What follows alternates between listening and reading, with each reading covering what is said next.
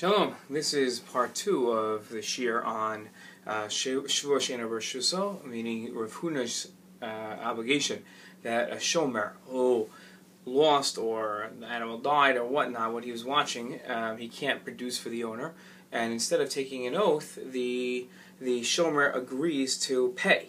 Right, so this is part 2 of that of this shir. The first part we had just seen earlier. So if you're watching, this is part 2, and if you haven't seen it, then you want to go back to part 1 and watch that first. But this is we saw how Rav Huna says he's got to take this shvua because we're worried that the object is still in his possession, that ain't of nasan ba, that he wanted it, right? And he wanted it all along, and he had this grand master plan of borrowing the object, then saying that he lost it, and then paying for it, so that way he feels like he paid for fair market value. He's not really stealing it, and everybody wins, and he gets to keep the object. Well, that's usher. And Rav Huna came along, in the words of the Rambam, made a takanas chachamim. This is a rabbinic oath. This was not God's plan. This was the rabbis came along and had this bright idea of adding in this oath to make sure that something like this wouldn't happen.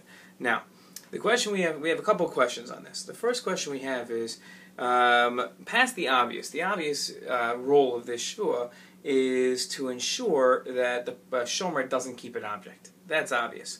But what role in kefel and in shvua, I should say, really in shvua, does not kefel so much, but what role does this play in shmira as a whole? What's the idea of this shvua? What's the if we look at shmira as a whole, if we look at the whole concept of guarding something for somebody and ensuring that it's safe for somebody, what role does this shvua play? Okay. The second question that we have is that there seems to be a debate here, or at least a question, okay? Because we haven't really seen the other side of the opinion so much. We didn't look at those sources in the first video, but there seems to be a question here, and the question is: does the shomer pay for the object first, and then take Rav Huna's shvua that the object is not in his possession, or does he do the opposite? Does he first take a shvua and then pay?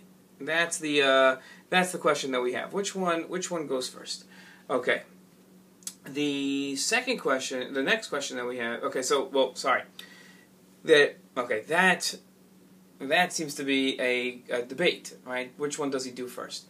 The question we have is, right, so can we give arguments for both ways? What's the svara to saying that first he pays and then takes the shvua? And what's the svara to say that first he takes the shvua and then he pays? That's our second question.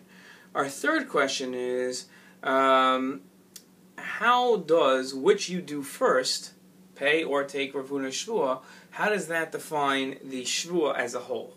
Okay? That's what we want to know. What effect does this debate really have? Okay.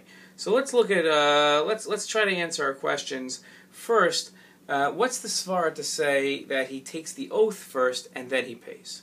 Right, so that's what we hold by, right? We seem to say the Rambam holds this way and the Shach holds this way. What's the idea? Why is it that we have him take an oath first and then he pays?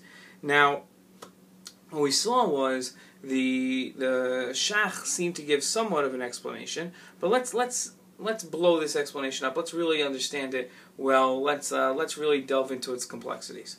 So here's the statement we're going to make to explain this. Why we take the shvua first and then we pay? Okay, what's the idea behind that? So we say as follows. Let's say we allow the shomer to pay first, right? We're doing the opposite now. Okay, we're gonna show why if we do the opposite it won't work. So let's say we take the shvua. Let's say he pays first. Then what's going to happen? He pays for the object, right? So let's say we're talking about a car here, a really valuable, rare car that he's always wanted. We tell him he could pay for it. So he dishes out, let's say, 150 grand for this car. He says he lost it. He says it got stolen. Truth be told, he rented a garage, a storage place a couple miles away. He's got it stashed there until a safe time where he can take it out and no one's going to accuse him of theft. Okay? So let's say he pays for this. Okay? Now, what's going to go through his mind? The object's really mine. I just paid for it. Right? I just handed over $150,000. Right? Now, why is he going to take an oath? He's going to take an oath, right, to show at this point, right, that the object is only... Right, the object is only his because the owner had the intention of giving it up. Right? So in other words, here, what's he saying? He's saying, listen, the owner let me buy the object. He let me have the money. Right? So the owner obviously had the intention of giving it up. Right? But if the owner hadn't had reason for giving it up, even if the shomer, right, even if the shomer had paid for it, it goes back to the owner, right? Even if the shomer, right? See that? Even if the shomer had paid for it, right? Now it has to go back to the owner. That's why we have him take the shvua, right, first, and then he pays. In this understanding, what role does the oath play? It plays the role of a motivation killer for the shomer to steal the object. Here, in this case, right, by making him take the oath first, we say to him, hold on, listen to this master plan. Before you even get to pay for it, before you even have a havamina, before it even crosses your mind, you might think that this object can be yours. Understand something, right? Even before you even have this havamina, that this object might be yours, you have to take an oath. It kills his motivation, right? That's why we don't allow him to pay first. If he pays first, you might think he has motivation to keep it now because he's put down the money. What do we say here? You say no. Okay, right? Then he has to take the oath first. That's why we say he has to take the oath first, and only then does he pay. What's the svara the other way? What's the svara to say that first he pays and then he takes an oath? Okay. Our only concern is that the shomer justifies keeping the object for himself, right? That's all we're worried about. We're worried about the shomer justifying to himself that he's allowed to keep this object. Okay. We aren't suspicious that he's an outright thief, right? Because then he wouldn't go through this whole charade of borrowing the object, right? He could have just stolen the object, right? So we know he's not a thief. We know he's not going to cross that line that the Ramban talked about where he's going to go ahead and steal something. Theft is not him. So we're not worried about that, right? Why is he borrowing this object? He's borrowing this object to avoid actually stealing, breaking into the car, and driving away with it, right? So and why is he paying? He's paying to avoid swearing falsely. That's the whole idea. Now, once he pays, though, now the possibility of him keeping the object in a way that is justifiable to him is open. Before he pays for the object, this man has some morals. He has some value to him. He has some ethics. He will not steal outright, and he will not swear falsely. That's his code, right? Will he pull shtick and claim he lost an object after he borrowed it and then pay for it? Yes, that he'll do. So when's the only time in this person's mind, in this shomer's mind, who it's not okay to steal, it's not okay to swear falsely, when's it only going to appeal to him that I'm able to keep this object? When's that going to happen to him? That's only going to happen once he's already paid for it, right? It's only once he's paid for it, then, and only then, can he justify in his mind to be able to steal it. And that moment, right after he paid for it, we make him take an oath. There's no reason to make him take Rav Huna's oath beforehand, because he's not that type of a guy. So before he's paid for it, he wouldn't even have the havamina to take it. That's wrong. It's stealing. But now he's paid for it. So what do we do at this point? Zap him with Rav Huna's oath. Now you got to take a shvua. Oh, to swear falsely anyway?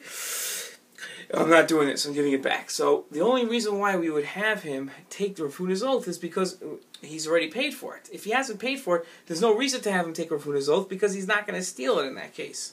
Okay, that's the idea. Okay, so in this understanding, what role does the oath play? It's a safety against theft, right? Because by ensuring he takes at least one oath, there's no way an otherwise honest person, remember this guy has some morals, otherwise honest person would think that he's justifying in keeping the object. That's the rule.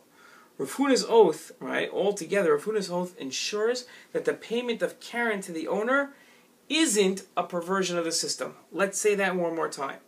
Rav Huna's oath, right? We have a whole system here. What's the system? You borrow an object.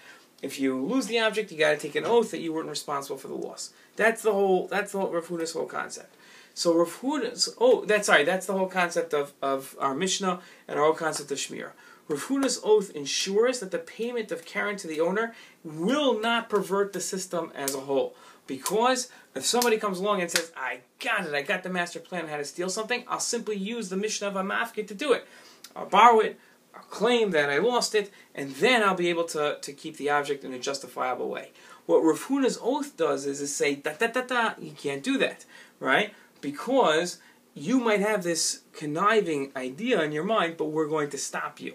That conniving idea, we're going to stop you in your tracks, you can't do that, right? So you might pervert the entire system of Shmira by borrowing in order to keep, so Rav Huna's oath ensures that the system can't be perverted. What's the svara?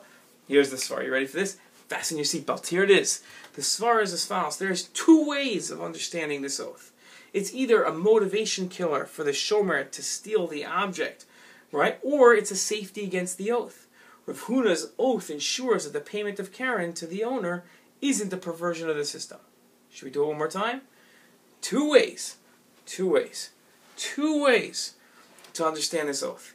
It's either a motivation killer for the shomer to steal the object. That's one way. Kills his motivation to steal. Or the second way is it's a safety against theft. Those are the two ways. And overall, Rav Huna's oath ensures that the payment of Karen to the owner isn't a perversion of the system. That's your svara. What's the chiddush here? The chiddush is that payment saying to the guy, well, if you're not going to take a shvuah, you got to pay. That's not enough to avoid a perversion of the system. We need another safety in there. And that's where Rav Huna comes in with this shvuah midarabanan, this rabbinic oath that comes in and says, ooh, you thought you'd be so smart. I'll borrow the object. He's going to borrow the object. You thought you'd be so smart and do that? No. Payment is not enough to you might think that you just pay. No, that's not enough to prevent it. It's not enough to tell somebody, because that might encourage a person. It might give them a derech, a pathway in order to pervert the system. Nope, that's not going to work. Payment isn't enough to avoid a perversion of the system. That's all, folks. That's our shir for today. I hope you'll do well on your quiz. Hatzlacha Rabbah.